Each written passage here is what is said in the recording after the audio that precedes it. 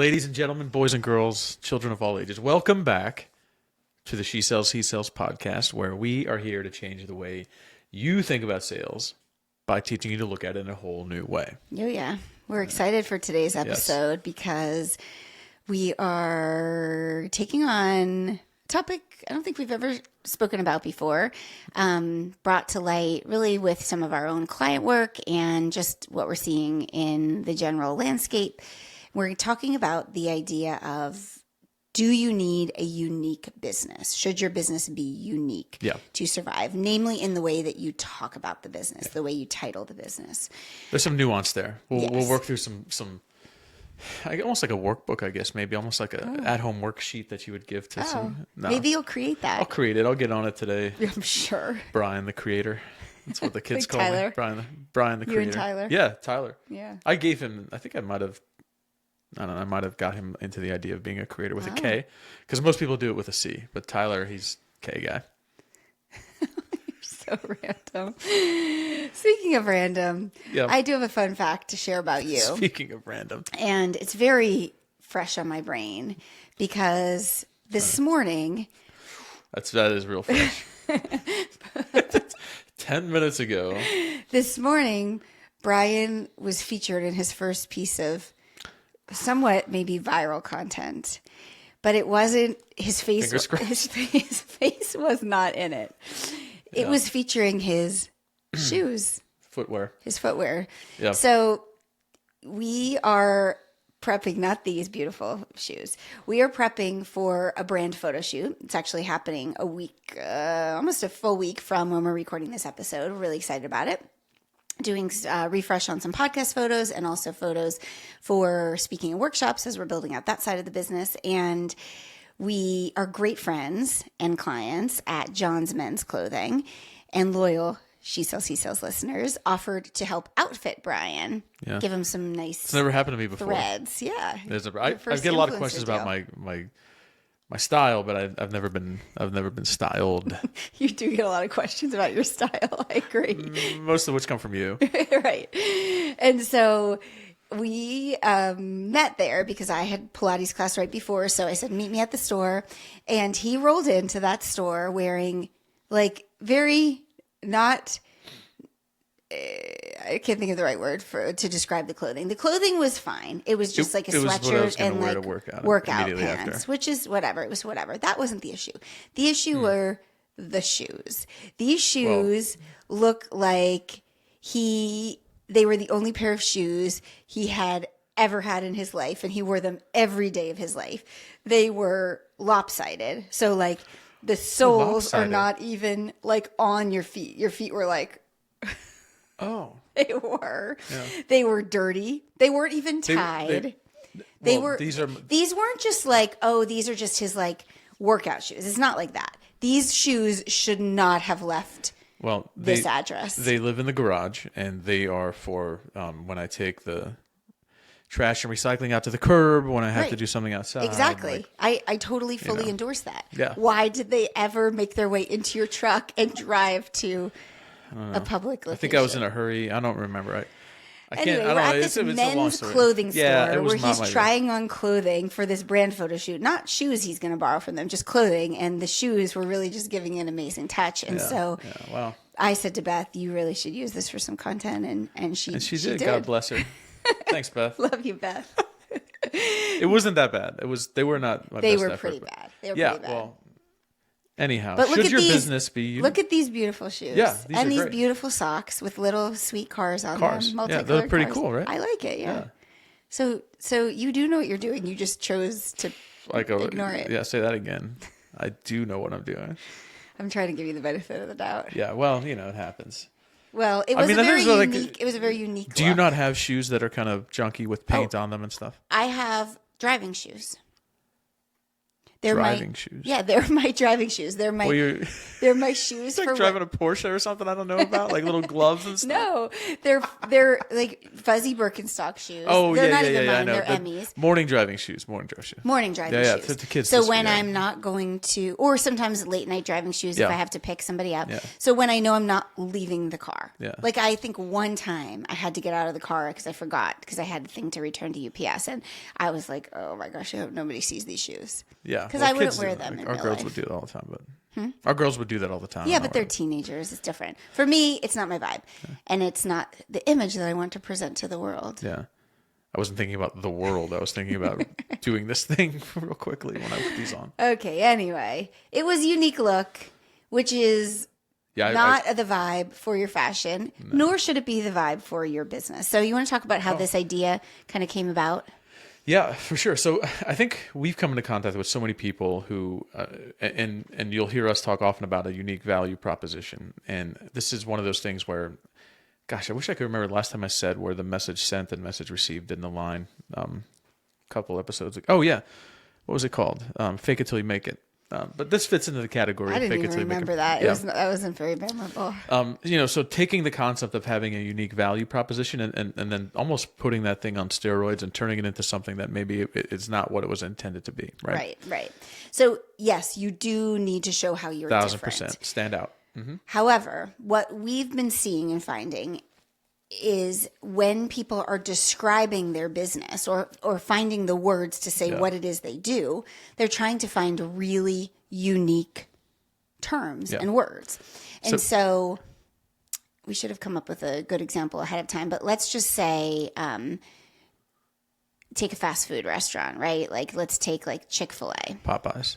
They won. Popeyes won the chicken sandwich Well, this is a good example. Yeah. So you have Chick-fil-A, you have Popeyes, you have Raising Cane's. Yeah, great. Excellent. I don't know if you've ever eaten that, but that's also very good. Zaxby's.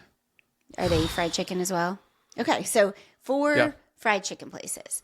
What are they? They are fast food restaurants that serve chicken. Right. Chicken fast food restaurants at simplest terms. When you say that, I immediately know what I'm getting. Mm-hmm. I immediately understand that. Now, the way that they differentiate themselves is all a little bit different, right? They all have their unique value prop. Like when you look at Chick-fil-A, what do you think of when you think of Chick-fil-A? Like just good food, staples, quick service. Good service. Yeah. Right. Good service. I think of, there are some healthier options. Right. Well, classic. Like they don't mess with the menu. It is. Right. It's what about Popeyes? What do you think when you think of Popeyes? Popeyes won in a Bennett and Brian Dude's day. Popeyes won the chicken sandwich off. By the way, I know you told me. Yeah, you've mentioned crispier. Maybe got a little extra spice to it if you like it that way. Yeah, a little more Southern inspired. Maybe. Yeah. Yeah. Zaxby's definitely Southern, more Southern. Right. Raising Cane's, I think, is known for like they're being really crunchy on the outside. Yeah. It's like extra breading. They have like a really specific sauce, traditional sauce. I could do this all day on college campuses. Yeah. But they're all chicken fast food restaurants, and they should identify as chicken fast food restaurants. Right. A fast food restaurant serving chicken. If Raising Cane's were like, well, we're not a chicken fast food restaurant. We are a dining establishment that has, that uses poultry and has extra breading and is only found on college campuses as their introduction to what they do. As the consumer, as the listener, you're going to have to really be like, what? Wait, what? What? Yeah. And this might not be the best example in what we're talking about, but for me, a lot of this comes into coaches. Okay, yeah. So the online business space is filled with coaches. There are business coaches, there are sales coaches, there are content coaches, there are grief coaches, there are life coaches. There are career coaches. And I know when I first started, I was like, well, I don't really want to call myself like a sales coach. What I do is so much more than that. Like coach is so generic. It's so vanilla. And I remember walking in to a networking event and saying, I'm a messaging strategist that really helps entrepreneurs get clear on what they say and how they say it. And people were like, excuse me, what? What are you? Yeah. It's not familiar. It makes someone have to think really hard. And unless they're really bought into me, they might be like, that's cool, moving on. Maybe they need a sales coach, but but what I said doesn't resonate. So using a ubiquitous, well-known term to identify your business and then going deeper in your messaging to differentiate yourself is much better than starting with something really unique. Yeah. You're going to miss people. Yeah. So use that analogy, right? You being in that space in that networking event. I'm imagining you get a few short minutes to introduce yourself, right? So just like you would if you were speed dating, right? Like you get 2 minutes or 5 minutes. I don't know whatever the magic number is, but you want to been on any speed dating? No, recently? it's been a couple days. So I'm thinking you get, like, let's just say hypothetically you get 2 minutes just for the purpose of this conversation. I don't want to spend that 2 minutes defining my space. I wanted to spend that 2 minutes selling myself and why I'm different and why choose me, right? Mm-hmm. And I think we want to be unique. We all are unique, and we want to make sure that customers understand we're unique. That's the way I should say it. And we somehow conflate that with the idea that we have to run unopposed, right? And we've got to be the only person to do what we do. And I'm here to tell you that you're likely not the only person to do what you do, and that is not a bad thing. It's a good thing. Right. And just in simplest terms, do you want to build an industry or do you want to build a successful company, right? If you want to build an industry, hats off to you, right? That's going to take a lot of time and customer education. And it's just a fact, right? And people have done that. Apple kind of did that for the most part, right? Like Microsoft kind of did that, right? It took a long time. You know, we have this idea that Bill Gates hatched a plan in his garage and then tomorrow he was a millionaire. That didn't work that way, right? Building an industry is hard. It's time consuming. It takes a lot of money. It takes a lot of people. It takes a lot of education, repeated messaging over and over and over and over again, right? Why not? You know, I love analogies. Why not use somebody else's hard work and somebody else's market education and then springboard off that to your UVP and then set yourself up for success to ramp more quickly towards profitability, right? Yeah, absolutely. You have limited time. Yeah. So use it to highlight your benefits, highlight what's in it for the customer, not to have to describe exactly what it is you do. And I think, even with words, I'm sorry to cut you off, even with words, right? Like this, to use words and phrases that we are accustomed to hearing. So even if you don't have to define a word for somebody, I don't have to stop even for a second to think, wait, oh, hold on, what? Like when you do that, you take away from the message that you're trying to give. And I know we want to sound like we've got all these thoughts and this is what makes us unique and we're smarter than the next guy. That's a great thing to want to be that way. But I'm telling you, from just understanding how your customers receive that message, it's a huge difference. You know? Exactly. So we're talking here about like tip of the iceberg. Yeah. When somebody says, what is it that you do? Mm-hmm.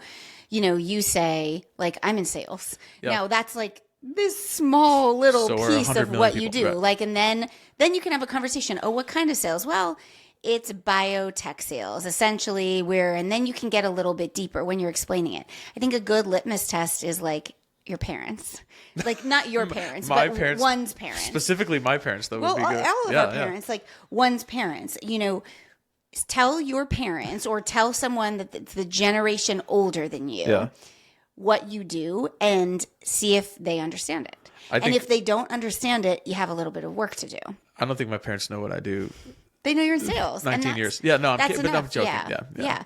So for me, saying I'm a sales messaging strategist, people understand the word sales. Do they understand the word messaging?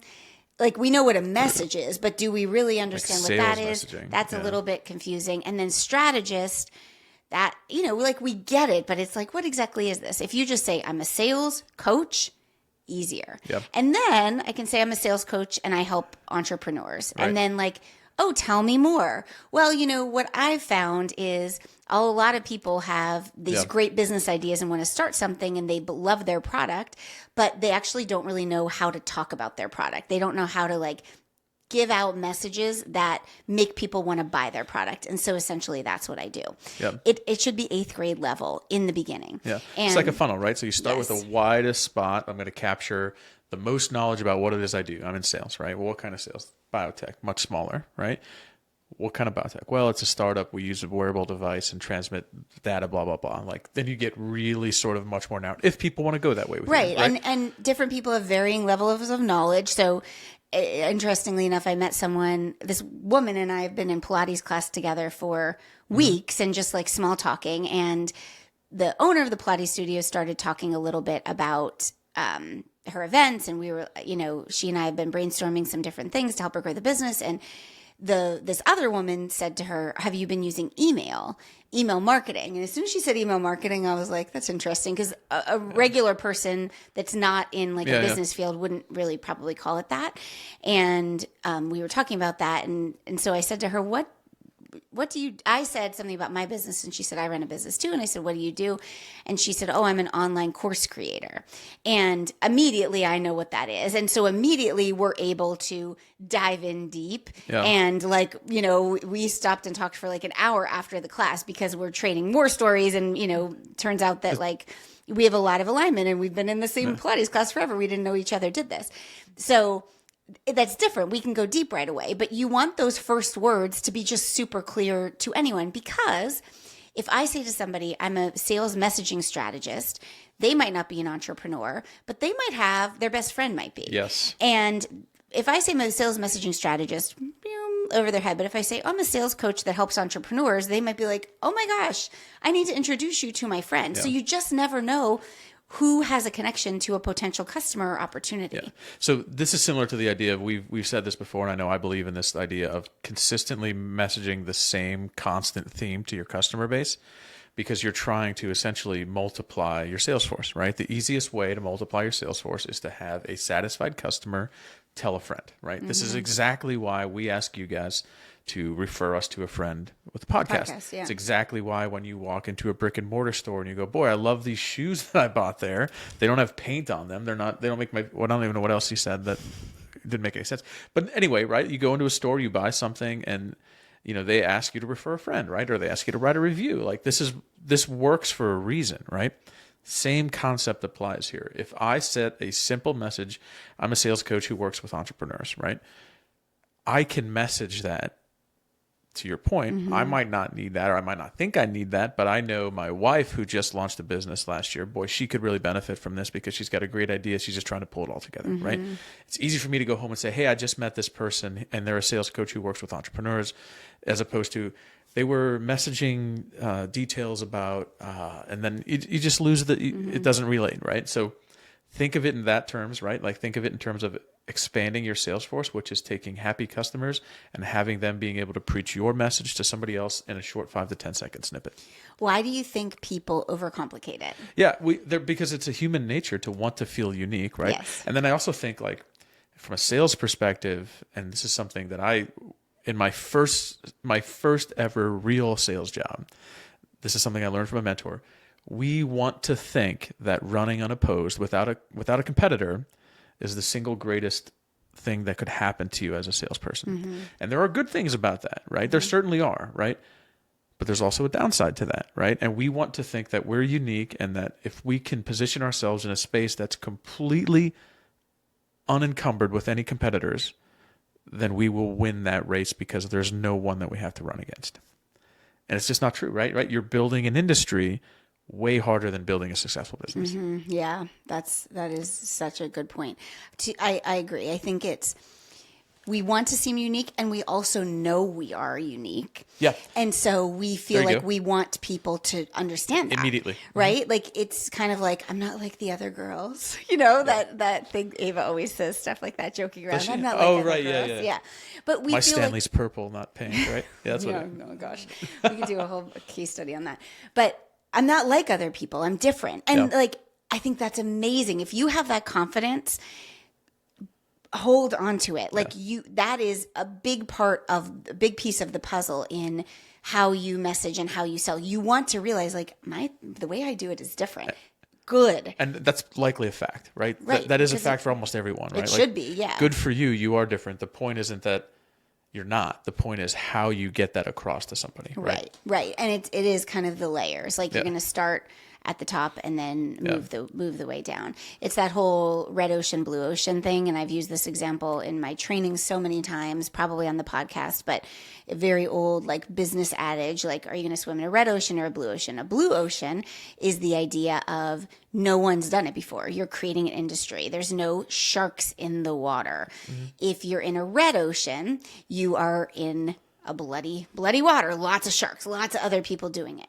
I always teach like we want to create a blue ocean effect in the red ocean. So you want to be, most of us are in an industry where lots of other people are doing it. Right. But through your stories, you're going to show how you're unique. But again, at the very tip, at that surface level, you're a sales coach. You're a business development, like you're in sales. You're a health coach. I'm a business developer. Whatever you are. Still don't know either. No, like I'm just using examples. You're an artist. You're a graphic designer. Totally. You're a video producer. Like you are what you are, and then use your stories to go deeper and show examples. Yeah. For sure. I mean, think of your favorite artist, right? Whether it's somebody who's a musician or a painter or somebody who's a director making movies, right? Like they are that thing, right? Like I might say, like I love the Rolling Stones, right? They're basically musicians, just like everybody else, right? What makes them different and unique? Well, they've got like almost like this jazz, southern sort of rock thing all melded together in the time they came about, and then so yeah, there's nuances there. But if they had to define that up front, they'd lose me, right? Mm-hmm. I think same with even like music niches. Yeah. You know, like I think of Taylor Swift. Yeah, love that girl, Tay Tay, and she started as a country music artist, and then she moved into pop. Yeah. A Swiftie would argue, well, it can't really, there's not a niche. You can't define her because she melded all these different things. And that is true. But she's still in best pop artist. She's still considered a pop artist. She has to define herself in a category. And then as you get to know her, you're able to go deeper and understand the intricacies and the nuances of her music. Yeah, yeah. And I want to go back one more time, because I know we've got some examples and some other things to get to here, right? But like if you need one more piece of information to convince you that building an industry versus building a successful company are two different things, right? When you have that limited time with a customer, right? And, we go through this concept, we'll get into this concept of the early adopter curve and whatnot here, right? But when you've got that limited time and I'm spending that time wisely, right? And I feel like I want to paint myself to be so unique that there are no competitors in my space, right? Then I'm spending all my energies and efforts on customer training, right? And I may be only attracting people who just want to increase their knowledge, right? At the end of the day, as an entrepreneur, as a business person, my goal is to move the needle, right? Increase sales, drive revenue, right? If I'm only attracting those who want to learn something, I'm not attracting those who want to spend money to purchase something, right? So again, do I want the kick the tires people, or do I want the people who know they need to buy a car and they showed up on the lot today and they're just trying to figure out which one's the best for them, right? If for no other reason, think of it in terms of that analogy, right?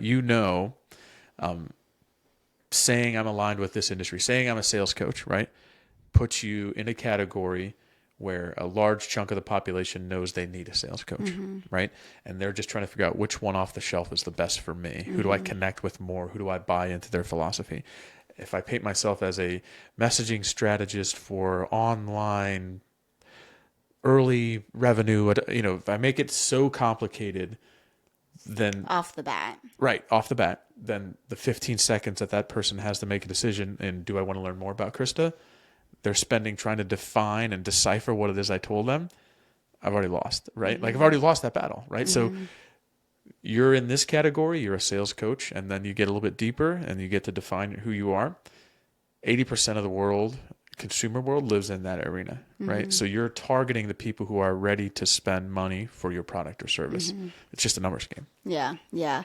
I think also people do it because there are people that will hear something and think, that sounds interesting. Right. Tell me more. And those people do exist. Totally. So I could say I'm a sales messaging strategist. And so people be like, that sounds interesting. Tell me more. But there are more people that are like, I don't get it. Moving on, right. And especially as the world gets louder, busier, noisier, like we're competing for very limited time for someone's attention. And that's building a sales funnel, target the larger audience, right? That's why a Super Bowl ad costs $1 bazillion and an ad on a daytime soap opera costs $20,000. I have no idea, right? But that's why, because you're targeting, you're getting instant access to an audience that's 150 million viewers as opposed to 2 million. Yeah. I think at the end of the day, something I read that just really resonated with me is real business is boring, but boring businesses make money. Yeah, like business that's is really funny. Yeah, that's really good. Like business is boring. I don't even know. Maybe did I come up with that? I don't know. I've written it down a few different times. Like, business should be boring. Like, you can find ways to make it fun and exciting, but it really should be wash, rinse, repeat, wash, rinse, repeat. Yep. And the reason that so many businesses, in my opinion, don't make it, and this is something I struggle with a lot too, is like, I need the new thing. I should try it a different way. And you do want to refine and repackage things, but it should be boring. Like, you want to be doing the boring things day in, day out, because when you do those boring things enough, that's when you really start to build the revenue. If it's always like, let me find the next shiny thing and run with that. Yeah. And, I think about a lot of my clients who on the surface, are coaches or organizers or stylists. That's what they do. But then they're like, but my work is so much more than that. It's so much deeper. Like, I'm, your clothes, the things you keep in your home. Like, there's so much mental baggage wrapped around it. And I really help people walk through that. But what I always say is, like, if I'm staring at my messy closet, I want to hire, we're on camera. Okay. If I'm staring at my messy closet, I want to hire a closet organizer. My pain point is my closet is messy and I need help with it. I don't necessarily I'm not going to initially resonate with somebody that's like, the reason your closet is messy is because you have all these repressed feelings and thoughts and dreams or things you're holding on to because they remind you of memories. And I'm going to come in and we're going to dismantle all that.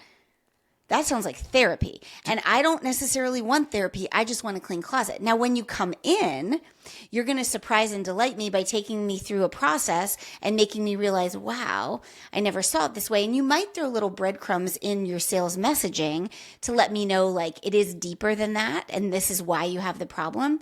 But don't come in hot with, like, we're going to have to go and dismantle all this stuff at the tip of the iceberg. Do you think it's fair to say that, like, the easiest way to think that if we're trying to make it even easier to understand, like, the front end should be customer focused, right? Because when you're saying, just giving that example made me think of the idea, like, well, I really look at this from, like, what's a repressed memory and all that kind of stuff. Like, that's me focused, right? Is it important? Would it be good advice to say, let it be customer focused in the beginning? Make it easy for the customer. Well, make I would it say focus on them? I don't think they think it's me focused. I think I understand what you're saying. You know what I mean? Does that make sense? I think it's kind of meet them where they're at.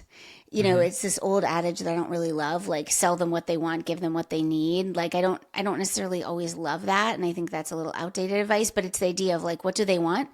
They want a clean closet. What do they need to be able to, like, let go of things? And, like, the work that it takes with, like, realizing those size 2 jeans will never fit me again. And that's okay. And I'm okay.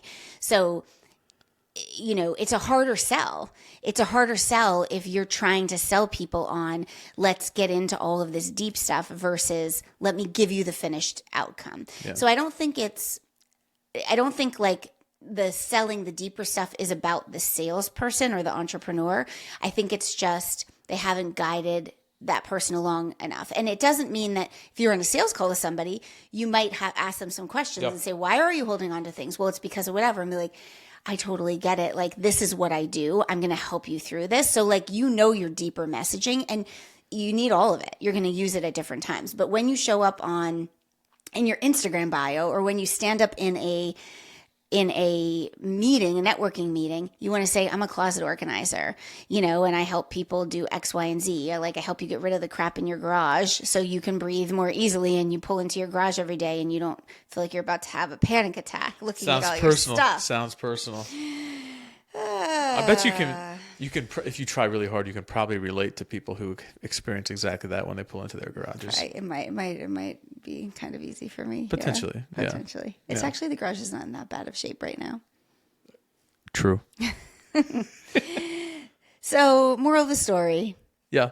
Well, moral of the story, I think you are unique, but let's sort of align ourselves with somebody else who's already done the heavy lifting part, right?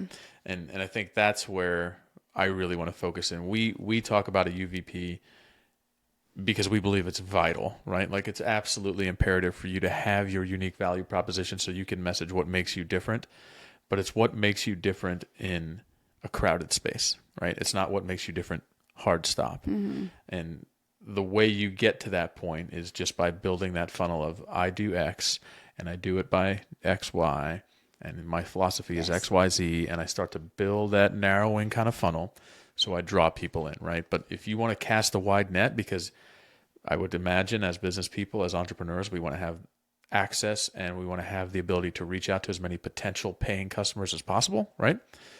Let's not start on the bottom side. Let's start on the wide side, right? Yeah.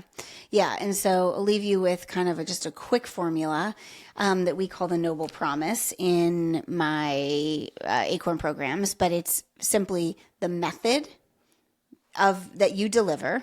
You writing? I'm writing down a method. The outcome, what's in it for the people, and why it matters to them.